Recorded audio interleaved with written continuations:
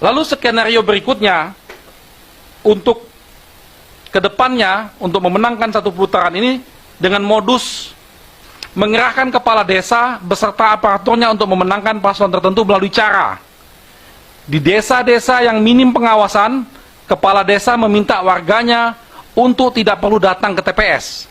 Ini fakta-fakta yang kami dapatkan di lapangan. Kami memiliki tim hukum nasional di 34 provinsi, laporannya sampai saat ini sudah masuk ke kami seperti ini. Dengan memberi imbalan uang. Kepala desa-desa tersebut memberi imbalan uang untuk supaya mereka tidak datang ke TPS. Sementara kertas suaranya dicoblos semua oleh kepala desa atau perangkatnya untuk calon tertentu. Kalau ini kejadiannya di Papua, namanya noken. Ada aturannya. Tapi ini bukan di Papua. Lalu di kawasan yang pengawasannya relatif baik, kecurangan dilakukan dengan melakukan money politik yang dilakukan aparat desa sebelum pencoblosan.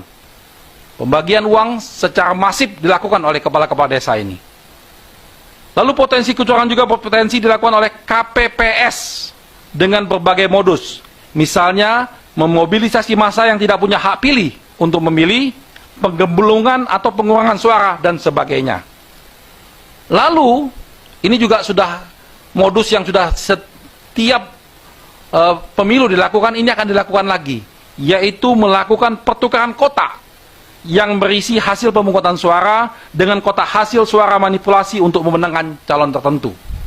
Jadi kotak-kotak itu akan dibuat kotak yang sama, di perjalanan akan diganti. Lalu yang selanjutnya, menyalahgunakan sistem IT KPU, misalnya dengan mengupload data hasil rekapitulasi suara yang tidak real, apalagi terdapat informasi adanya pembobolan DPT dari situs KPU, menunjukkan betapa rentannya sistem IT KPU. Terhadap potensi itu, tim hukum nasional Amin sudah meminta secara resmi melalui surat kepada KPU untuk dilakukan audit independen terhadap sistem IT KPU yang secara terbuka yang dihadiri oleh perwakilan semua paslon. Ini fair. Kalau kita meminta semua paslon hadir, kita sama-sama audit tuh sistem IT-nya. Tapi sampai saat ini kami sudah melakukan 2 surat, tidak mendapat tanggapan. Dan akhirnya kami melaporkan ini juga ke Bawaslu. Kami sudah minta Bawaslu untuk mengecek tentang IT KPU ini supaya dilakukan audit forensik. Lalu yang terakhir, penggunaan lembaga survei.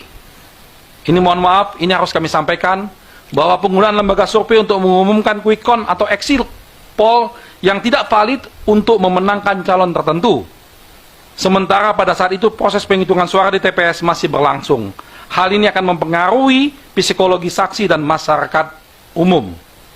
Nah, itulah fakta-fakta kecurangan yang telah, sedang, dan yang akan terjadi.